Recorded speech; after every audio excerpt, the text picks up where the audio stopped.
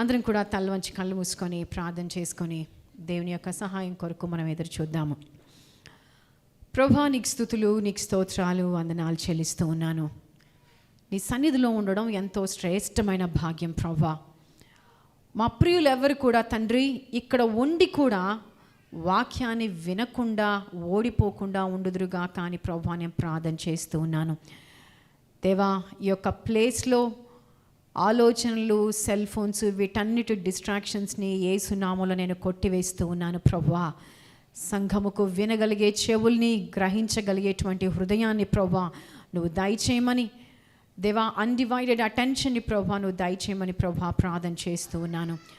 ఒక మనిషి యొక్క వాక్ చాతుర్యం మాకు ఎటువంటి ఉపయోగాన్ని ఇవ్వదు ప్రభువా, కానీ పరిశుద్ధాత్మ యొక్క మాటలు మా జీవితాన్ని సరిచేస్తాయి, మమ్మల్ని నీతో అలైన్ చేస్తాయి, మమ్మల్ని పునరుద్ధరింపచేస్తాయి ప్రభువా.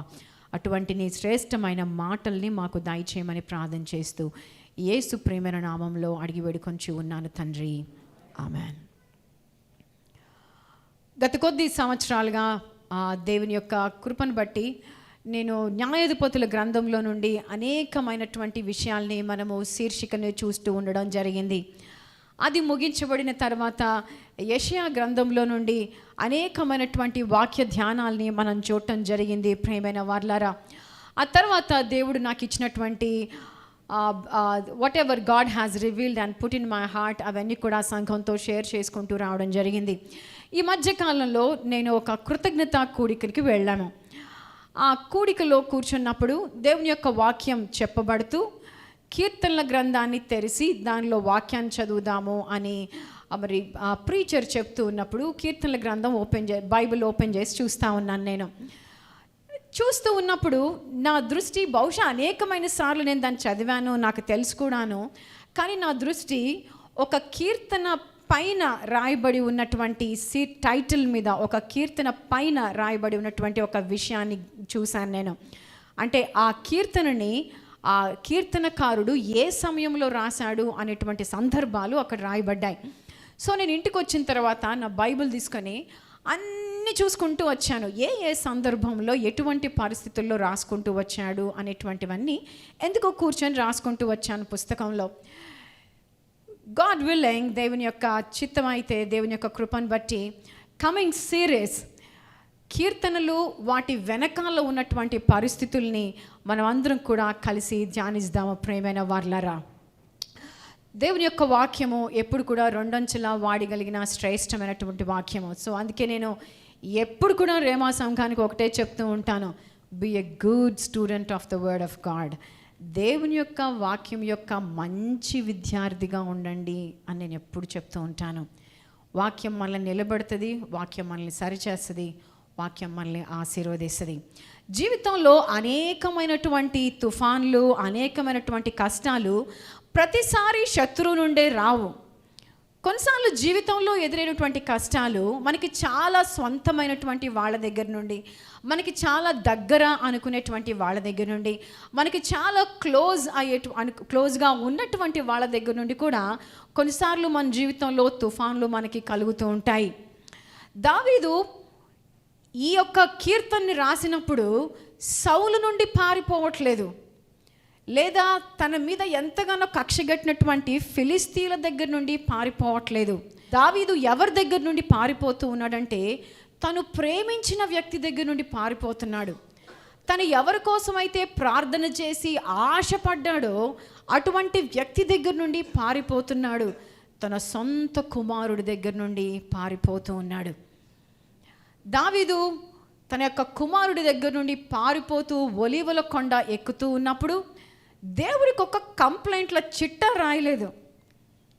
దేవునికి ఒక సణుగుకునేటువంటి చిట్టా రాయలేదు. ఏం రాశాడు దావీదు అని అంటే కీర్తనల గ్రంథం 3వ అధ్యాయాన్ని రాశాడు ప్రియమైన వార్లారా. కీర్తనల గ్రంథం 3వ అధ్యాయంలో దావీదు తన యొక్క సొంత కుమారుడి నుండి వెన్నుపోటుని అనుభవిస్తూ ఉన్నాడు. కీర్తనల గ్రంథం 3వ అధ్యాయంలో తనతో ఉన్న వారందరూ తనని వదిలిపెట్టి వెళ్ళినటువంటి పరిస్థితిని అనుభవిస్తూ ఉన్నాడు. కీర్తనల 3వ అధ్యాయంలో తన యొక్క అధికారాన్ని కోల్పోవడాన్ని అనుభవిస్తూ ఉన్నాడు. కీర్తనల 3వ అధ్యాయంలో తను పారిపోతూ వెళ్తూ ఉన్నప్పుడు చుట్టుపక్కల ఉన్న వాళ్ళు నువ్వు ఒరే కుక్క అని తిట్టడాన్ని అనుభవిస్తూ ఉన్నాడు. సో కీర్తనల గ్రంథం 3వ అధ్యాయము ఒక మంచి పొయటిక్ అధ్యాయం కాదు, కానీ ఒక వ్యక్తి యొక్క నొప్పిలో నుండి పుట్టుకొచ్చినటువంటి అధ్యాయం ప్రియమైన వారలారా. సో అందరం కలిసి కీర్తనల గ్రంథం 3వ అధ్యాయం తీసి దానిపైన ఉన్నటువంటి శీర్షికని మనం చదవవలసిందిగా నేను మనవి చేస్తూ ఉన్నాను. సో ఈ 3rd చాప్టర్ అనేది దావీదు మహారాజు యొక్క గుండె పగిలిపోయిన సీజన్లో ఉన్నప్పుడు రాయబడినటువంటి అధ్యాయంగా రాయబడి ఉంటుంది. So let's all read that title together. A Psalm of David when he fled from his son Absalom. తన కుమారుడైనటువంటి అబ్షాలోం దగ్గర నుండి పారిపోతూ ఉన్నప్పుడు రాస్తూ ఉన్నాడు ప్రియమైన వారలారా. ఈ అధ్యాయాన్ని ఈరోజు మనం అందరం కూడా కలిసి ధ్యానించబోతూ ఉన్నాము.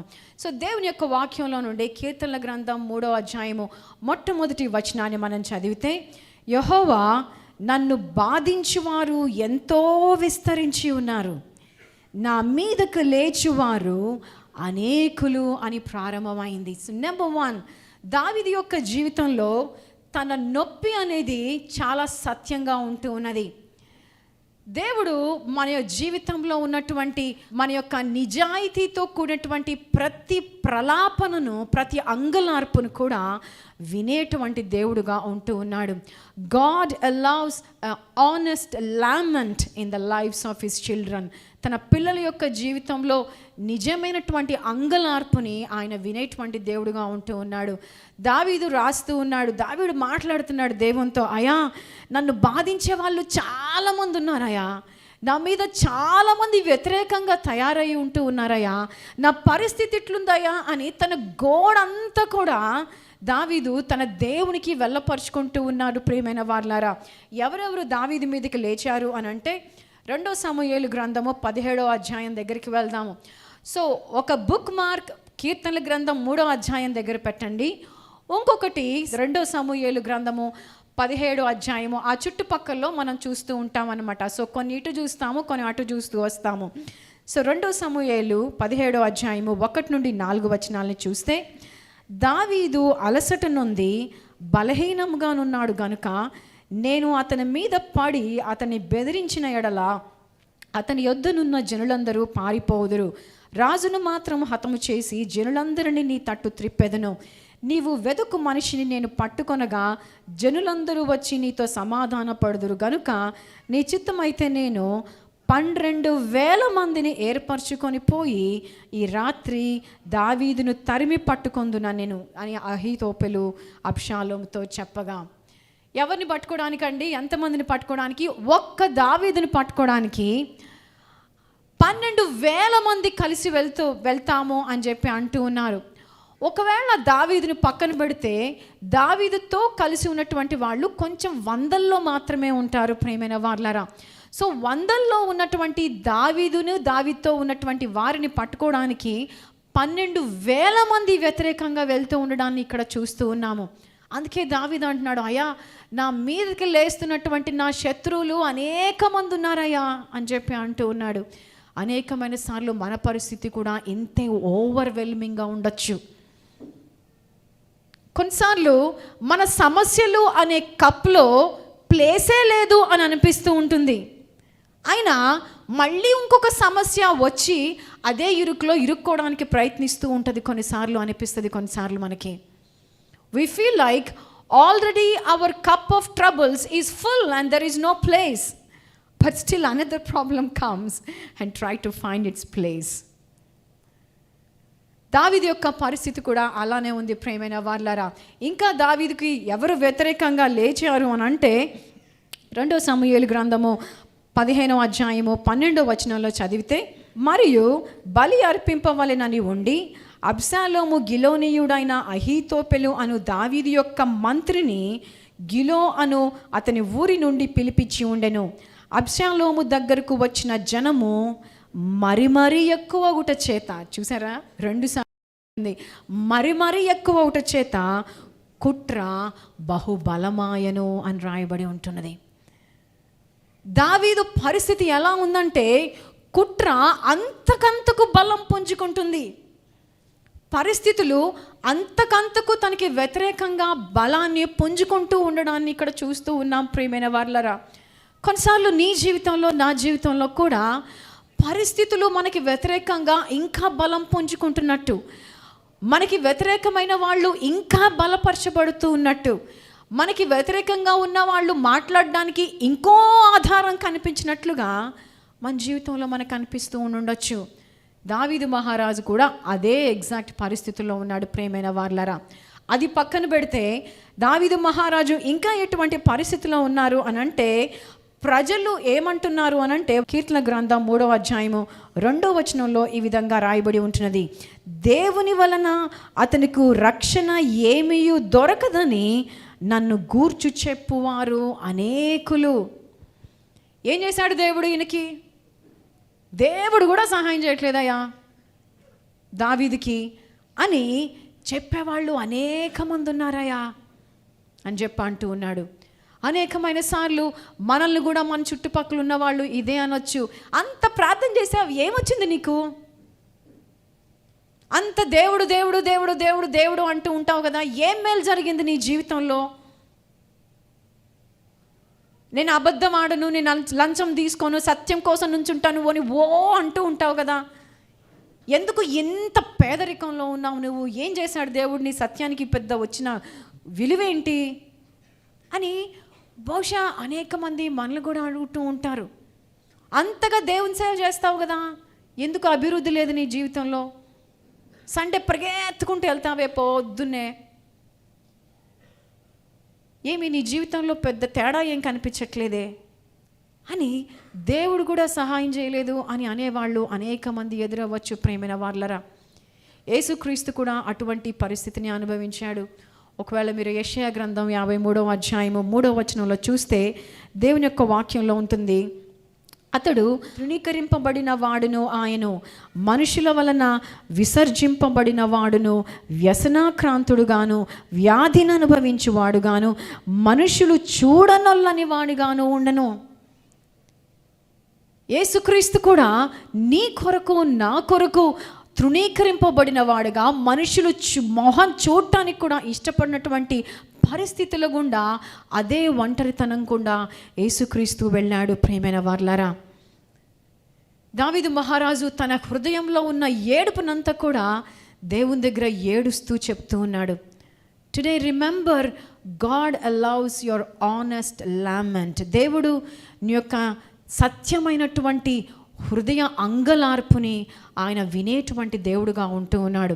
కొన్నిసార్లు ఈ యొక్క స్టేట్మెంట్ని మీరు ఎవరైనా వినుండొచ్చేమో, కొన్నిసార్లు మీ జీవితంలో నీ ఏడుపు కొట్టు మొహం నాకు అసలు చూపించబాకు అని చెప్పాను ఉండొచ్చు. Whereas you might be totally breaking inside because of that pain.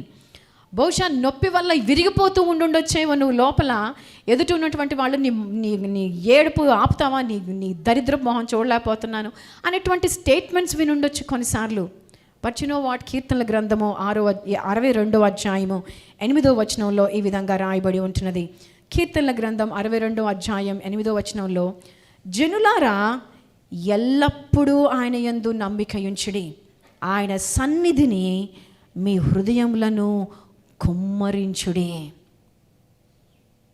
ఈరోజు ప్రియులారా, నీవు వెళ్ళి ఏడవలసినటువంటి ప్లేస్ నీ దేవుని యొక్క భుజము మాత్రమే ప్రియమైన వారలారా.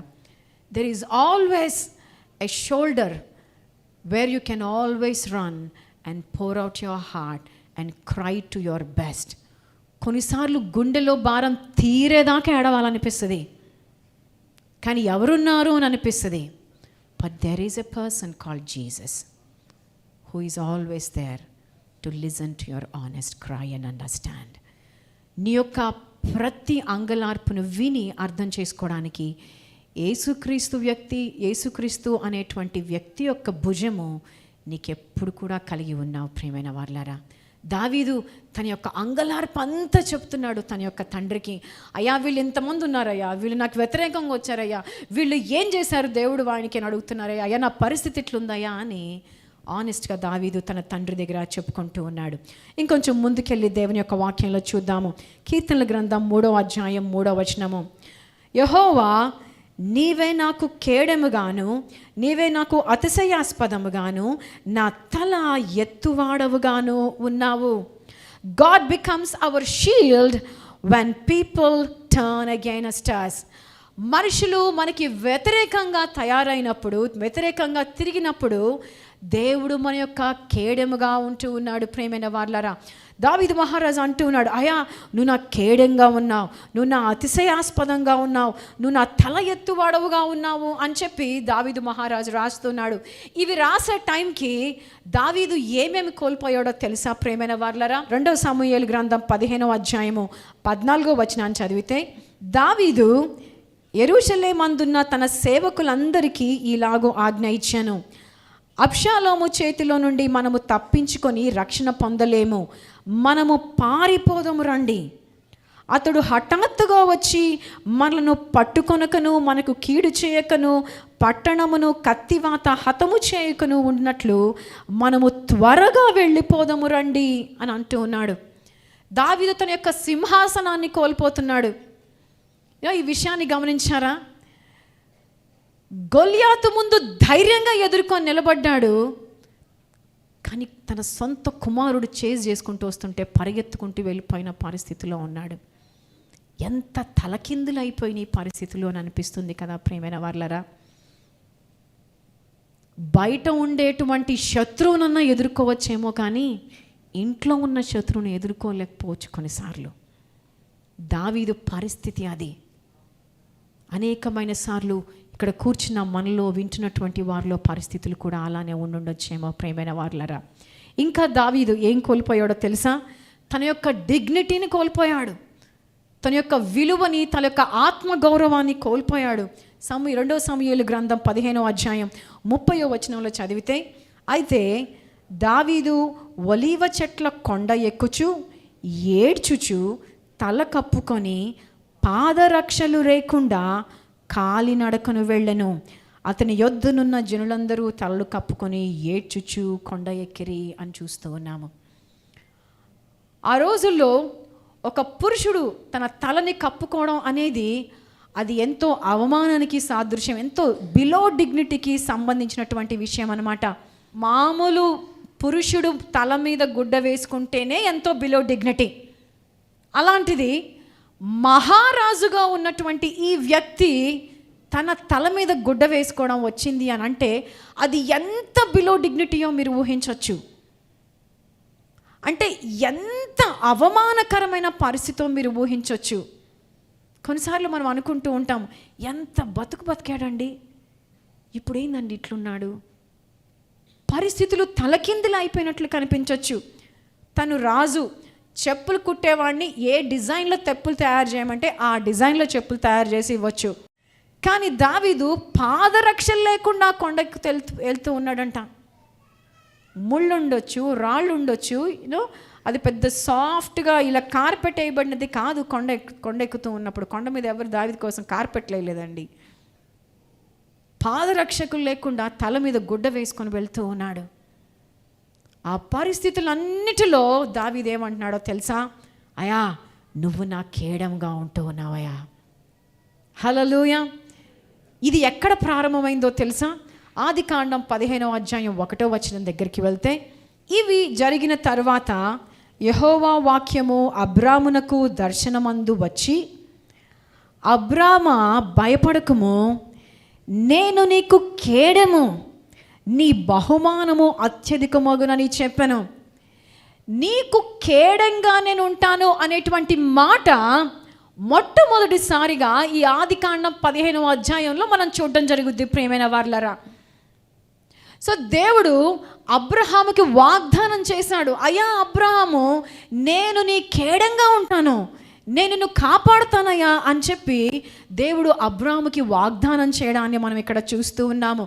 దావీదు దేవుడు తన యొక్క పితరులకి చేసినటువంటి వాగ్దానాన్ని గట్టిగా పట్టుకొని క్లెయిమ్ చేయడాన్ని చూస్తూ ఉన్నాము. మన జీవితంలో బైబిల్ నిండా వాగ్దానాలు రాయబడి ఉన్నాయని మనకు తెలుసు. గ్రంథ వాగ్దానాలన్నీ మనవి అని కూడా తెలుసు. కానీ మనం ఎప్పుడు కూడా ఆ వాగ్దానాల్ని పట్టుకొని క్లెయిమ్ చేస్తూ ధైర్యంగా వెళ్ళడానికి అనేకమైన సార్లు మర్చిపోయిన వాళ్ళంగా ఉంటాము. దేవుడు అబ్రహాముకి చెప్పాడు, నేను నీ కేడంగా ఉంటాను అని. దావీదు పదే పదే పదే ప్రార్థన చేశాడు, అయ్యా నువ్వు నా కేడమయ్యా, నువ్వు నా కేడమై ఉంటున్నావయ్యా. ఉంటాను అని దేవుడు చెప్పాడు అబ్రాహాముకి, నువ్వు ఉన్నావు అని అనుభవిస్తూ జీవించాడు దావీదు ఆ యొక్క వాగ్దానాన్ని. ఈరోజు ఇక్కడ కూర్చున్న ప్రియమైన దేవుని బిడ్డ, దేవుడు వాళ్ళకి అలా వాగ్దానం చేశాడంట అని చెప్పుకుంటావా? దేవుడు నాకు ఆ వాగ్దానం చేశాడు అని జీవిస్తావా? వాట్ ఎ బ్యూటిఫుల్ ఫెయిత్ లైఫ్ని మనం ఇక్కడ చూస్తూ ఉన్నాము. ఎంత అద్భుతమైన విశ్వాస జీవితాన్ని మనం ఇక్కడ చూస్తూ ఉన్నాము. ప్రియమైన వారలారా, దేవుని యొక్క వాక్యంలో యెషయా గ్రంథం 54వ అధ్యాయం 17వ వచనాన్ని చూస్తే, యెషయా గ్రంథం 54వ అధ్యాయం 17వ వచనంలో ఈ విధంగా ఉంటూ ఉన్నది, నీకు విరోధముగా రూపింపబడిన ఏ ఆయుధమును వర్ధిల్లదు, న్యాయ విమర్శలో నీకు దోషారోపణము చేయు ప్రతి వానికి నీవు నేరస్థాపన చేసేదవు అని ఇక్కడ రాయబడి ఉంటున్నది. దేవుని యొక్క వాగ్దానం చెప్తుంది, నీకు విరోధముగా రూపింపబడిన ఏ ఆయుధము వర్ధిల్లదు అని దేవుని యొక్క వాక్యం చెప్తుంది. కానీ మనం అందరం జీవితంలో ఏమని నమ్ముతూ ఉంటామనంటే, నాకు వ్యతిరేకంగా రూపించబడిన ప్రతి ఆయుధం వర్ధిల్లుతుంది నేను తప్పితే. Every weapon will prosper except me. నీ బైబిల్ అలా చెప్తుందా అండి? నా బైబిల్ అయితే అలా చెప్పట్లేదు. కానీ మనందరి జీవితాల్లో ఈ యొక్క వాక్యము ఏ విధంగా రూపించబడింది అంటే, ఏ విధంగా మనం జీవిస్తూ ఉన్నామంటే, నాకు వ్యతిరేకంగా రూపించబడిన ప్రతి ఆయుధము వర్ధిల్లును నేను తప్పితే అని జీవిస్తూ ఉన్నాం. ప్రియమైన వారలారా, ఈరోజు నీ జీవితంలో దేవుని యొక్క వాక్యాన్ని అంత అసత్యంగా జీవిస్తూ ఉన్నావా? ఈరోజు మనం ధైర్యం చేసి దేవుని యొక్క వాక్యము యందు ఉన్నది ఉన్నట్టుగా విశ్వసించడానికి మనం సిద్ధపడదామా? ప్రియమైన వారలారా, I want all the church, నువ్వు నమ్ముతున్నట్లయితే నమ్మిన వారు మీ కుడి చేయి పైకెత్తి చెప్దాము, నాకు విరోధంగా రూపించబడిన ఏ ఆయుధము వర్ధిల్లదు. You better believe it.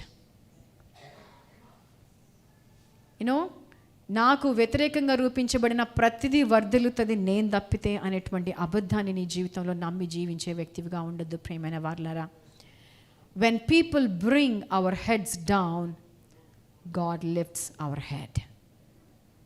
దావీదు ఒక తలని అబ్షాలోము దించుకునేటట్టు చేశాడేమో, కానీ ప్రియమైన వారలారా, దేవుడు దావీదు యొక్క తలని దించుకునే ఉండేటట్లుగా చేయలేదు. అందుకే దావీదు అంటున్నాడు, అయా నువ్వే నా కేడమయ్యా, నా అతిశయాస్పదం నువ్వే అయ్యా, నా గ్లోరీ నువ్వే అయ్యా. ఏ పరిస్థితుల్లో రాస్తున్నాడు? పారిపోతూ ఉన్నప్పుడు రాస్తున్నాడు. అయా నువ్వు నా తల ఎత్తువాడవుగా ఉన్నావయ్యా. ఏ పరిస్థితుల్లో రాస్తున్నాడు? పారిపోతూ ఉన్న పరిస్థితుల్లో రాస్తూ ఉన్నాడు. ఈరోజు ప్రియమైన వారలారా, నీ దేవుడు నీ యొక్క కేడము, నీ దేవుడు నీ యొక్క అతిశయాస్పదము, నీ దేవుడు నీ తల ఎత్తుతాడు అనేటువంటి సత్యంలో నీవు జీవించదువుగాక. నెంబర్ 3, దేవుని యొక్క వాక్యంలో ఇంకా మనం క్విక్గా ముందుకెళ్ళి ముగించుకుందామండి. 4వ వచనంలో ఈ విధంగా ఉంటున్నది, ఎలుగెత్తి నేను యెహోవాకు మొరపెట్టినప్పుడు ఆయన తన పరిశుద్ధ పర్వతము నుండి నాకు ఉత్తరం ఇచ్చెను. Prayer works all times. అందరు చెప్పండి, ప్రేయర్ వర్క్స్ ఆల్ టైమ్. నీ జీవితంలో ప్రార్థన ఏ పరిస్థితుల్లో, ఏ స్థలములో నుండైనా, ఎటువంటి విధముగా అయినా నువ్వు ప్రార్థన చేసినప్పుడు నీ ప్రార్థనని దేవుడు ఆలకించేటువంటి దేవుడుగా ఉంటూ ఉన్నాడు. దావీదు ప్రార్థన చేస్తున్నాడు, తన సొంత కుమారుడు పరిగెత్తిస్తున్నప్పుడు పారిపోతూ భయములో నుండి ప్రార్థన చేస్తున్నాడు. యోనా గ్రంథం 2వ అధ్యాయం 2వ వచనంలో యోనా ప్రార్థన చేస్తున్నాడు. ఏమని ప్రార్థన చేస్తున్నాడంటే, యోనా గ్రంథం 2వ అధ్యాయం 2వ వచనంలో చూస్తే, నేను ఉపద్రవంలో ఉండి యెహోవాకు మనవి చేయగా ఆయన నాకు ప్రత్యుత్తరం ఇచ్చెను. పాతాళ గర్భములో నుండి నేను కేకలు వేయగా నీవు నా ప్రార్థన అంగీకరించి ఉన్నావు. దావీదు తన కొడుకు నుండి తప్పించుకొని వెళ్ళిపోతా ఉన్నాడు. ఇక్కడ యోనా తను పిలిచిన వాని దగ్గర నుండి తప్పించుకొని వెళ్ళిపోతూ ఉన్నాడు. అనేకమైన సార్లు మన యొక్క రక్షణ కోసం ప్రాణం పెట్టిన యేసుక్రీస్తు నుండి పారిపోయేటువంటి వాళ్ళంగా ఉంటాం మన జీవితంలో. అయినా కూడా నీ యొక్క పాపం యొక్క అధోగతిలో నుండి కూడా నువ్వు ప్రార్థన చేసినప్పుడు, మళ్ళా చెప్తున్నాను, అయినా కూడా నీ పాపం యొక్క అధోగతిలో నుండి కూడా నువ్వు ప్రార్థన చేసినప్పుడు దేవుడు నీ ప్రార్థన విని నీ పాపం నుండి పైకి తీసుకొచ్చేటువంటి దేవుడుగా ఉంటున్నాడు. దేవుని యొక్క మాట నుండి పారిపోవాలి అని అనుకున్నాడు యోనా.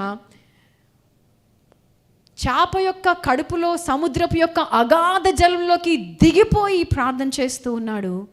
But still God listen to that prayer. చెరసాల్లో నుండి బందీగా చెరపట్టబడి వెళ్ళిపోయాడు దానియేలు గ్రంథం 6వ అధ్యాయం 10వ వచనంలో ప్రార్థన చేస్తూ ఉన్నాడు దానియేలు. ఏమని అంటే దానియేలు గ్రంథం 6వ అధ్యాయం 10వ వచనంలో తను చెరపట్టబడి శత్రుల యొక్క దేశంలో ఉన్నాడు దానియేలు.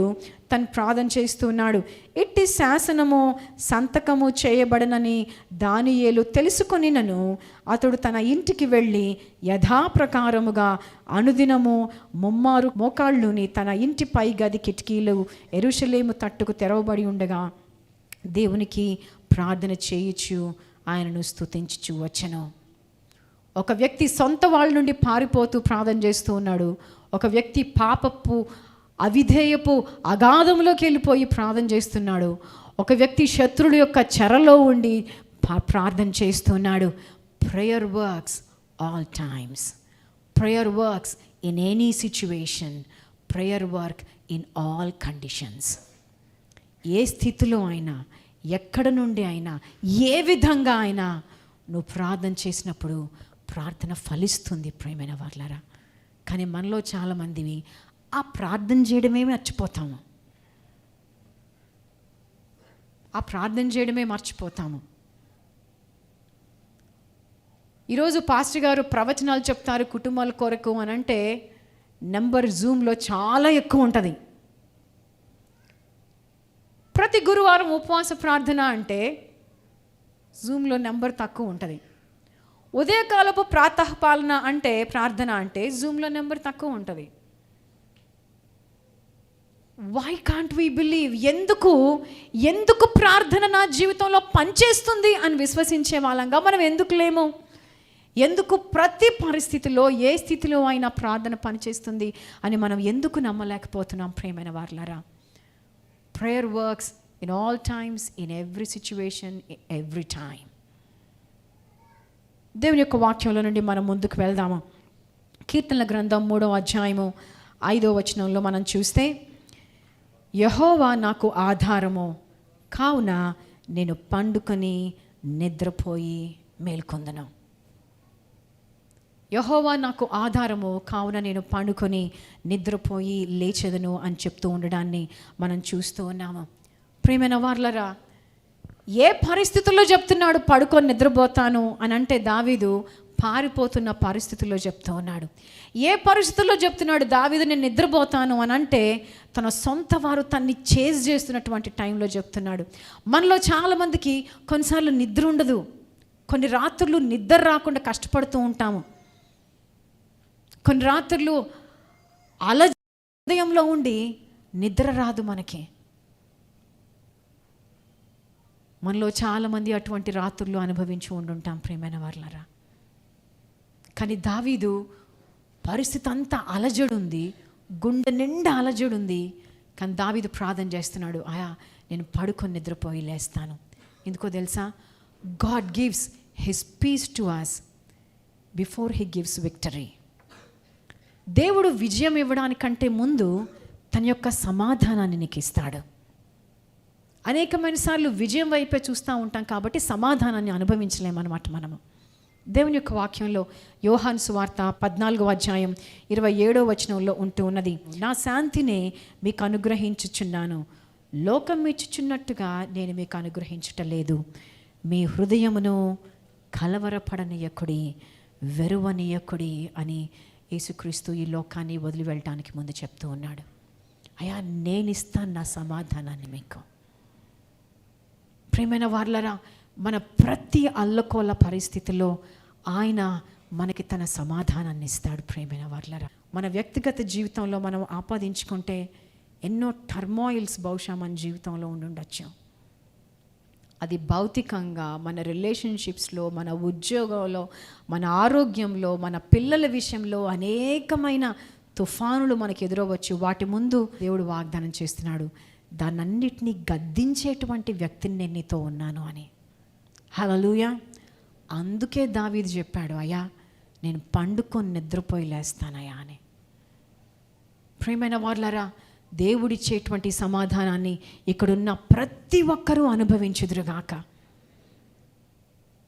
తరంబడుతున్నాడు, తల కింద తల దిండు పెట్టుకోవడానికి కూడా లేదు, కాళ్ళకి చెప్పులు లేవు.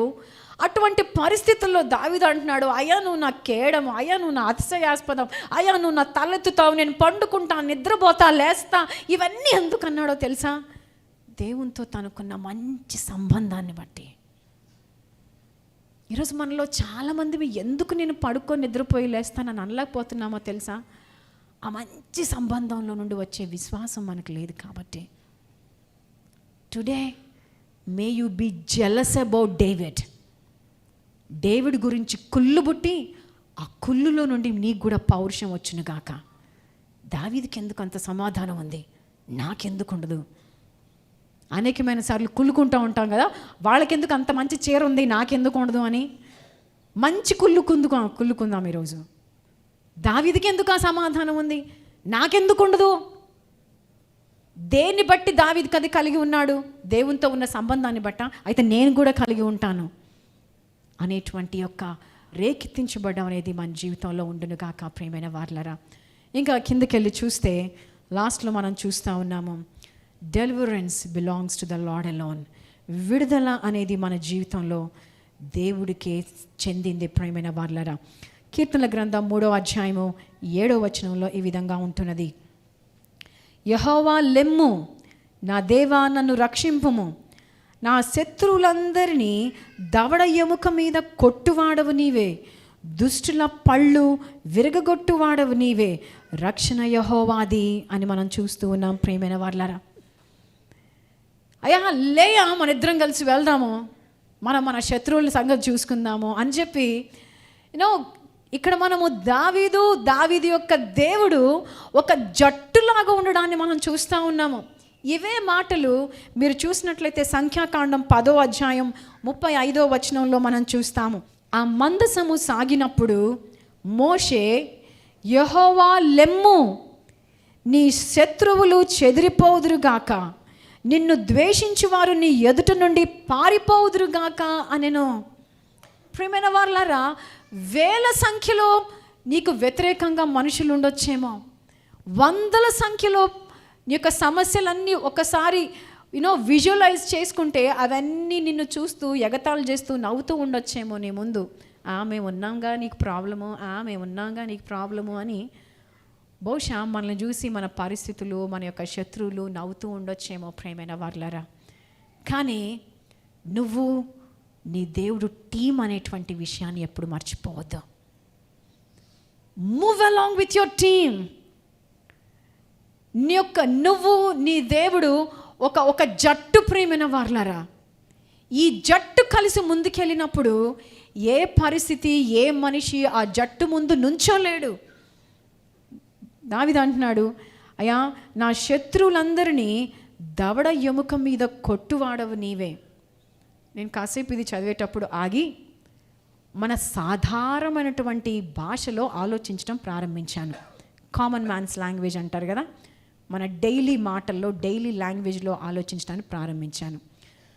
ఎవరు మరోలా అనుకోకండి, కామన్ మ్యాన్స్ లాంగ్వేజ్లోనే చెప్తున్నాను. మనము దీన్ని చదవాలి అని అంటే, అయ్యా నా శత్రువులందరినీ దవడ ఎముక మీద కొట్టువాడవు నీవే. అర్థమైందా? ఇప్పుడు ఆల్మోస్ట్ అందరికీ అర్థమై ఉంటుంది అంటాను. అర్థమైంది కదా? చంప చెళ్ళు అనిపించేవాడు నువ్వే అయ్యా అని. కొన్నిసార్లు మనుషులు విసిగిస్తున్నప్పుడు, పట్టనటువంటి ఉక్రోషం వస్తూ ఉన్నప్పుడు, నీది ఏమీ లేకపోయినా నిన్ను వత్తాలి అని, క్రష్ చేయాలి అని ప్రయత్నిస్తూ ఉన్నప్పుడు లాగి ఒక్కటి ఇద్దాం అనిపించింది కదా అండి? నాకు కూడా అనిపించింది కొన్నిసార్లు. We all go through that. మనం అందరం వాటి గుండా వెళ్తాము. కానీ డిఫరెన్స్ ఏంటో తెలుసా? ఎప్పుడైతే ఈ లాగి ఒకటి వెయ్యాలి అనేటువంటిది నీకు అనిపించినప్పుడు నువ్వు చేస్తావో, పరిస్థితి అంతటిని పెంటగా చేస్తామన్నమాట. You mess up everything. కానీ ఎప్పుడైతే దావీదు చెప్పినట్లుగా, అయా నా శత్రువుల్ని దాగవడం ఎముక మీద కొట్టువాడవు నీవు. ఎవరండి కొట్టేది? ఆయన. మనం కొట్టాలి అని అనుకొని కొట్టినప్పుడు పరిస్థితి ఇంకాస్త దిగజారుద్ది. ఎందుకు అనేకమైన సార్లు పరిస్థితులు దిగజారుతాయి అని అంటే, నియంత్రణ మనం కోల్పోతాం కాబట్టి. తట్టుకోలేక కొట్టేశానక్క అంటూ ఉంటారు కొన్నిసార్లు పిల్లల మీద నియంత్రణ కోల్పోతూ ఉంటాము. మన జీవిత భాగస్వామి మీద నియంత్రణ కోల్పోతూ ఉంటాము. కొన్నిసార్లు పక్కింటి ఎవరో ఒక మీద నియంత్రణ కోల్పోతూ ఉంటాము.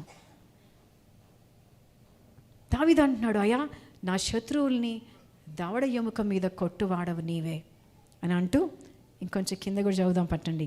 నీవే దుష్టుల పళ్ళు విరగ్గొట్టువాడవు నీవే. దీనికి ఒక కామన్ మ్యాన్ లాంగ్వేజ్ ఉంటుంది కదా,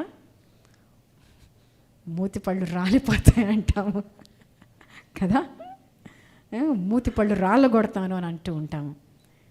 మనం కాదండి రాళ్ళు కొట్టాల్సిందే, మనం కాదండి కొట్టేది. దావీదు అంటున్నాడు, అయ్యా దుష్టుల యొక్క పళ్ళు విరగ్గొట్టువాడవు నీవే. ఈరోజు మన జీవితంలో ఈ సత్యాన్ని ఇంకించుకుందుముగాక, జీవించుదుముగాక. నీకు దవడ చెంప చెళ్ళు అనిపించాలన్నప్పుడు, పళ్ళు రాలగొట్టి వాళ్ళ చేతుల్లో పెట్టాలి అని నీకు అనిపించినప్పుడు, కీర్తనల గ్రంథం 3వ అధ్యాయం గుర్తుకొచ్చునుగాక. అయ్యా దవడ మీద కొట్టువాడవు నువ్వయ్యా, నేను కాదు. వాళ్ళ పళ్ళు రాలగొట్టేవాడవు నువ్వయ్యా, నేను కాదు. ఈరోజు పరిస్థితుల్ని మన చేతిలోకి తీసుకు మనం రియాక్ట్ అయ్యి ఇంకాస్త దిగదార్చుకోవద్దు ప్రియులారా. దేవుని యొక్క వాక్యంలో ఉంది, ఉగ్రతకు నాకు చోటివ్వుడి అని దేవుని యొక్క వాక్యంలో ఉంది. For the vengeance is Lord's. ప్రతీకారం చేయడం అనేది దేవునికి సంబంధించిన విషయం ప్రియమైన వారలారా. చివరిగా చూస్తే ఆయన ఏమని చెప్పి ముగిస్తున్నాడు, రక్షణ యెహోవాదే. రక్షణ యెహోవాదే. దేవునితో నువ్వు జట్టుగా ఉన్నప్పుడు నీ జీవితంలో ఎప్పుడు కూడా ఆయన ఉంటూ ఉన్నాడు. What a betrayal could not steal. ఒక మోసము దేన్ని దొంగిలించలేకపోయింది అనే విషయాన్ని చూచి చివరిగా నేను ముగించాలి అనుకుంటూ ఉన్నాను. ఈరోజు మన శీర్షిక the psalm in the middle of a betrayal. ఒక మోసం మధ్యలో దేవుని స్తుతి అనేటువంటి శీర్షికని ఈరోజు మనం చూస్తూ ఉన్నాము. సో ఈ యొక్క మోసము, అబ్షాలోము చేసినటువంటి మోసము, అబ్షాలోము చేసినటువంటి ఈ యొక్క పరిస్థితి అంతా చివరికి మీరు వెళ్ళి 2 సమూయేలు గ్రంథాన్ని మీరు 17వ అధ్యాయంలో మీరు చదివితే, దేవుడు అహీతోపెలు ఇచ్చిన బెస్ట్ ప్లాన్ని కావాలని తారుమారు చేసి హూష ఇచ్చిన ప్లాన్కి యాక్సెప్ట్ చేసేటట్టు చేస్తాడు. అందుకని అబ్షాలోము హూష యొక్క ప్లాన్ ప్రకారం వెళ్తాడు. చివరికి యాక్చువల్గా దావీదు చంపొద్దయ్యా అబ్షాలోముని, నా కోసం మీరు చంపొద్దయ్యా అని చాలా రిక్వెస్ట్ చేస్తాడు. కానీ యోవాబు అనేటువంటి సైన్యాధికారి అబ్షాలోముని చంపేయడం, తిరిగి మళ్ళీ దావీదు తనతో ఉన్న వాళ్ళందరూ కూడా యెరూషలేముకి రావడం అనేది జరుగుతుంది ప్రియమైన వారలారా. If you go and read you will understand all these things. ఏమేం కోల్పోయాడు దావీదు అని అంటే, దావీదు ఒక కుమారుణ్ణి కోల్పోయాడు. దావీదు తన జీవితంలో కుమారుణ్ణి కోల్పోయాడు. దావీదు తన జీవితంలో ఒక సీజన్ని కోల్పోయాడు. ఒక పర్టికులర్ కాలమంతా తన జీవితంలో భయంకరంగా ఉన్నింది. హి లాస్ట్ దాట్. దావీదు తన యొక్క రాజ్యాన్ని కోల్పోయాడు టెంపరీగా. ఈ 3 దావీదు కోల్పోయాడు. ఒక మోసము దావీదు దగ్గర నుండి ఈ 3 తీసేసింది. కానీ దావీదు ఏం కోల్పోలేదో తెలుసా అండి? You know what David did not lose? అందరం కలిసి చదువుదాం పట్టండి. God's presence, God's peace, God's promise. దేవుని సన్నిధిని, దేవుని యొక్క సమాధానాన్ని, దేవుని యొక్క వాగ్దానాన్ని దావీదు నుండి అవి దొంగిలించుకోలేకపోయాయి. ఈరోజు నీ జీవితంలో నుండి కూడా ఏ పరిస్థితి, ఏ వ్యక్తి, ఏ అబద్ధము, ఏ కన్నీళ్ళు ఏవి కూడా ఆయన సన్నిధిని, ఆయన సమాధానాన్ని, ఆయన వాగ్దానాన్ని దొంగిలించలేవు ప్రియమైన వాళ్ళరా. What people destroy, God restores. మనిషి దేనిని నీ జీవితంలో నాశనం చేయాలి అనుకుంటాడు. కొన్నిసార్లు నువ్వు ఎంత ఓపికగా ఉన్నా ఇంకా నీకు చికాకు పెట్టడానికి కొన్నిసార్లు మనుషులు ఇంకా చేస్తూ ఉంటారు. దాన్ని గ్యాస్ లైటింగ్ అంటారనమాట. మనం ఇరిటేట్ అయ్యేదాకా చేస్తూ ఉంటారనమాట. మనం ఇరిటేట్ అవ్వాలి, మనం పిచ్చిగా అనిపించాలి, మనం అరవాలి, అప్పుడు నువ్వు అరిసావు అని వాళ్ళు మనల్ని అనాలి. అర్థమవుతుంది కదా అండి? అప్పుడు వాళ్ళు ఏం చేశారన్నది కనపడదు, నువ్వు అరిసావు అన్నది మాత్రం కనిపిస్తుంది అనమాట. Today please calm down. What people destroy, God restores. What betrayal breaks. మోసం దేన్నైతే పగలగొడుతుందో గాడ్ షీల్డ్స్. దేవుడు దాన్ని కాపాడతాడు. ఆమేన్. అందుకే ప్రియమైన వార్లరా, ఇఫ్ టుడే నీ యొక్క నొప్పి చాలా వ్యక్తిగతంగా నీ జీవితంలో ఉన్నట్లయితే, శత్రువు చాలా దగ్గరగానే నీకు ఉన్నట్లయితే, హృదయం చాలా అలసిపోయినట్లుగా అనిపిస్తే, గో టు సామ్ 3, కీర్తన గ్రంథం 3వ అధ్యాయం దగ్గరికి వెళ్ళండి. ఎందుకంటే you can sleep while God fights. దేవుడు యుద్ధం చేస్తూ ఉండగా నీవు నిద్రపోగలవు. You can trust while God restores. దేవుడు అన్నిటినీ తిరిగి సమకూరుస్తూ ఉండగా నువ్వు నమ్మగలవు. అందరం కూడా తల వంచి కళ్ళు మూసుకొని ప్రార్థన చేద్దామండి. ఈరోజు దావీదుకున్న పరిస్థితి నీకుందేమో. నీ భర్త నీకు వ్యతిరేకంగా ఉన్నాడేమో, నీ భార్య నీకు వ్యతిరేకంగా ఉందేమో, నీ కోడలు నీకు వ్యతిరేకంగా ఉందేమో, అల్లుడు వ్యతిరేకంగా ఉన్నాడేమో, కూతురు వ్యతిరేకంగా ఉందో, కొడుకు వ్యతిరేకంగా ఉన్నాడో, బంధువులు వ్యతిరేకంగా ఉన్నారేమో, ఉద్యోగంలో తోటివారు వ్యతిరేకంగా ఉన్నారేమో. ఎవరి నుండి పరిగెత్తుతున్నావో నువ్వు, ఎవరి నుండి పరిగెత్తుతున్నావో నువ్వు దేని నుండి పరిగెత్తుతున్నా ఈరోజు నువ్వు గుర్తుపెట్టుకోవాల్సింది, యేసుక్రీస్తు అనేటువంటి ఆ వ్యక్తి యొక్క భుజం మీదకి నువ్వు వెళ్ళి నీ గుండె బరువు తీరేదాకా నువ్వు ఏడవగలవు. ఆయన వింటాడు, విసుక్కోడు. నీ దేవుడు అనేటువంటి వ్యక్తి నీకు కేడెంగా ఉన్నాడు. ఆయన నీ అతిశయాస్పదం, ఆయన నీ తలెత్తుతాడు అని నువ్వు తెలుసుకుందువు కాక. ఆయన దగ్గరికి వెళ్ళి నువ్వు మొరపెట్టినప్పుడు నీ ప్రార్థన ఎప్పుడూ జవాబు పొందుకుంటుంది. నువ్వు ఎంత పాపివైనా, నీ పరిస్థితి ఎంత కఠినమైనా, ప్రార్థన ఎప్పుడూ పనిచేస్తుంది. ప్రార్థన ఎప్పుడూ పనిచేస్తుంది. ఈరోజు ఆయన ఇచ్చే సమాధానాన్ని నేను పొందుకుంటున్నానయ్యా. Say it with your mouth. అయ్యా, నీ సమాధానాన్ని నేను ఈరోజు పొందుకుంటున్నానయ్యా, నేను పొందుకుంటున్నానయ్యా. Peace is a gift, it's not a circumstances. ఆయన సమాధానం అనేటువంటి బహుమానాన్ని నీకు ఇస్తున్నాడు. విజయానికంటే ముందు ఆయన సమాధానం ఇస్తాడు. దాన్ని అనుభవించును గాక. దవడ మీద కొట్టేటువంటి అవకాశము దేవునికి నీ చేతిలో తీసుకోవడానికి ప్రయత్నించొద్దు. నీ చేతిలోకి తీసుకొని దాన్ని దిగజార్చుకోవద్దు నీ జీవితంలో. అయా నీకు స్తోత్రాలు. ఈరోజు వాక్యం విన్న ప్రతి ఒక్కరితోనూ మాట్లాడమని నమ్ముతున్నాను. అయా నీ వాక్యం సజీవమైంది. అయా మేమేదో పెద్ద థియాలజీని వినట్లేదు, పెద్ద థియరీని, సిద్ధాంతాన్ని వినట్లేదయ్యా. ఒక సింపుల్ ప్రాక్టికల్ బ్రోకెన్ లైఫ్ని విన్నామయ్యా. అది మా అందరి జీవితాల్లో కూడా సత్యం, మా అందరి జీవితాల్లో కూడా ఉంది. ఈరోజు మేము కూడా దావీదు వలె విశ్వసించుదుము గాక. ఎవరెవరైతే అసమాధానంతో నిద్రపోకుండా ఉంటూ ఉన్నారో అయ్యా, ఈరోజు నీ సమాధానంతో నిద్రపోదురుగా కానీ ప్రభా నేను ప్రార్థన చేస్తున్నాను. దావీదు వలె నేను పరుండి నిద్రపోయి లేచెదను, నా చుట్టూ 10,000 మంది పడతారో ఎంతమంది పడతారో అనవసరం అని ప్రభా విశ్వసించుదురుగా కానీ ప్రభా నేను ప్రార్థన చేస్తూ ఉన్నాను. దేవా, ప్రతి ఒక్కరి జీవితంలో విశ్వాసాన్ని, నెమ్మదిని, నిరీక్షణ కలుగు చేసి ముందుకు తీసుకెళ్ళమని యేసు ప్రేమైన నామంలో అడిగి వేడుకొంచి ఉన్నాను తండ్రి.